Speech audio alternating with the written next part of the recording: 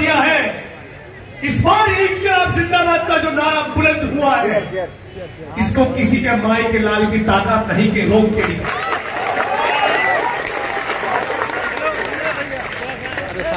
आप ये समझिए कि आप अकेले हैं। सब्जी बाग है, लाल बाग है, शाहीन बाग है, हर मुल्क का एक एक बाग आज शाहीन बाग है।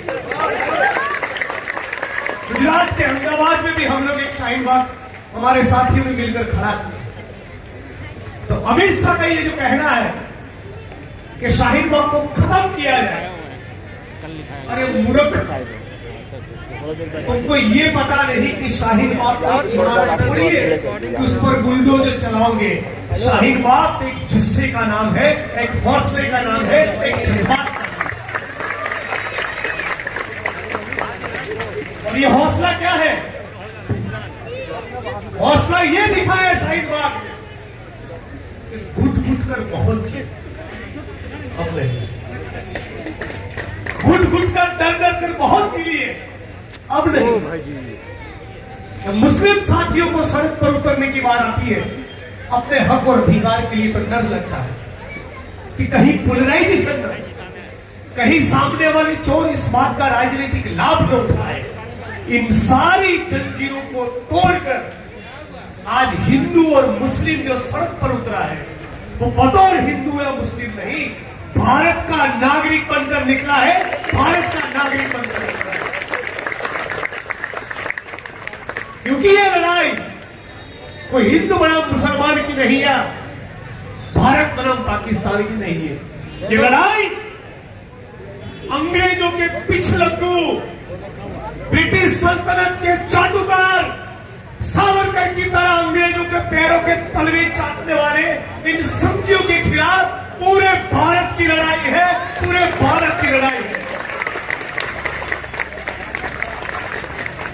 और इस बार हम भी ठान लिए हैं कि बिहार आएंगे और नवंबर के चुनाव में संघियों को रगड़ के जाएंगे। शादी नहीं किए हैं तो उनके आगे भी नहीं, उनके आगे भी झूठ है, उनके पीछे भी झूठ है। झूठ के अलावा इनके पास कुछ नहीं, लेकिन हमारे पास हमारी नेकी है, हमारी ईमानदारी है, सच्चाई है और संविधान के असूल है। मनुस्मृति में मानने वाले लोग डिटेंशन सेंटर बनाते हैं और जो संविधान में मानते हैं वो सब्जी बाग, लाल बाग और शाहीन बाग खड़ा करते हैं। ये कहने के लिए आपके बीच में आए हैं। आप तमाम लोग इस हौसले को बनाए रखिए, इंकलाब जिंदाबाद के परचम को लहराए रखिए, हमारी एकता को टिका के रखिए। अभी नवंबर में जब चुनाव आएंगे तो हमको यकीन है कि इस बार बिहार की जनता की ओर से एक मैसेज जाने वाला है। उस मैसेज की उम्मीद में हम भी बिहार के हर एक जिले में जाने वाले हैं और बिहार से एक चीज हम सीखेंगे, वो ये है कि जुल्मी बढ़ लो तो हूं बढ़ जा, दुश्मन के छाती पे चढ़ जा, भूख से तड़प के मरवाता है, मरना है तो लड़के मर जा। इंकलाब जिंदाबाद, लड़ेंगे और जीतेंगे। धन्यवाद साथियों। जो थोड़ा सा काम 2017 की गुजरात की विधानसभा के चुनाव के वक्त अधूरा रह गया, हमारी वो तड़प को भी बिहार में पूरा करेंगे।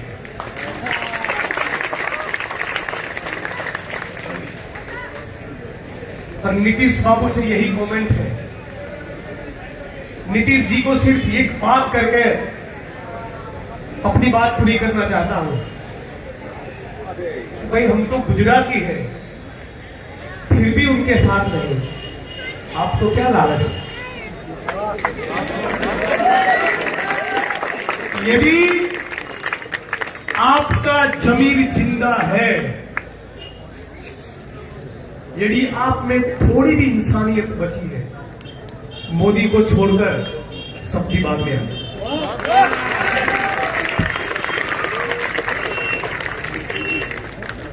और जितने भी साथी आज इस आंदोलन में शरीक हुए उन तमाम को मैं अपील करना चाहता हूं।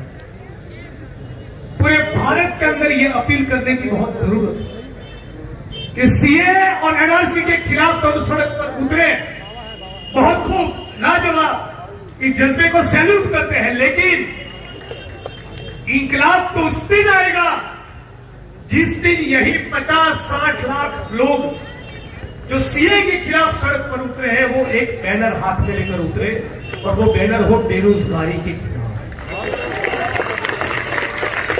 वो बैनर हो महंगाई के खिलाफ, वो बैनर हो हमारे रोटी, कपड़ा और मकान के लिए। आज इस बात को समझना पड़ेगा कि जाति के नाम पे राजनीति इसलिए है कि हम लोग दलित और सवर्ण बनकर बैठे हैं। इंसान बन चुके होते तो जात पात का कोई राजनीति नहीं होता।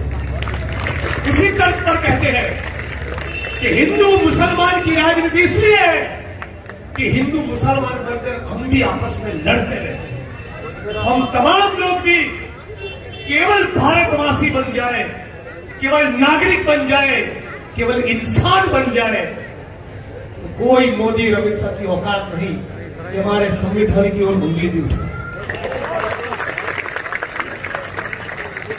आप तमाम बिहारवासियों को मैं सैल्यूट करता हूं, पटना की इस धरती को सलाम करता हूं, लालबाग और सब्जीबाग की बहनों को मैं वंदन करता हूं, उनको मेरा क्रांतिकारी सलाम पेश करता हूं, क्योंकि वो आपका जज्बा है, वो आपका हौसला है जिसने पूरे भारतवर्ष को आज खड़ा करके दिखाया।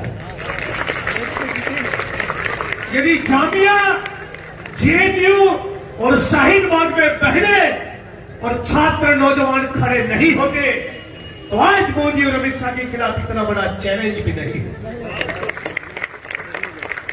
और हमको बहुत दिन से सता रहे हैं। कबीर साहब का एक पंक्ति कहकर, एक लाइन कहकर अपनी बात को खत्म करूंगा कि माटी कहे तुम बाप से, तू क्या रोंदे मोहे, एक दिन ऐसा आएगा मैं रोंदूगी तो है। इस दिन को याद करें। और आज भारत का छात्र, नौजवान, हिंदू, मुसलमान सब लोग इतना तो समझ चुका है कि इस गोबर प्रसाद चौरसिया से पास झूठ के अलावा कुछ नहीं। लोग क्या आज साथियों इस बाजार में एंटर होते वक्त साथी मनीष हमारे साथ है, मैं उनसे बात कर रहा था कि आजादी की लड़ाई के बाद, स्वतंत्रता के बाद पूरे देश में बहुत कम ऐसे आंदोलन हुए होंगे जिनमें इतनी तादाद में, लाखों की तादाद में जनता ने सड़कें जाम की। बहुत कम ऐसे आंदोलन हुए होंगे जिसमें लहराते हुए इतने तिरंगे देखे होंगे। आज शाहीन बाग कोई जाए तो तिरंगे के अलावा कुछ दिखेगा नहीं। कल हम लोग शाहीन बाग में थे और उसके एक दिन पहले अमित शाह का बयान आया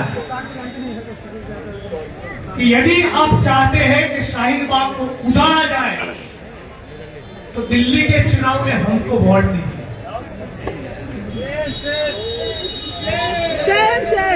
इनका चरित्र देखो।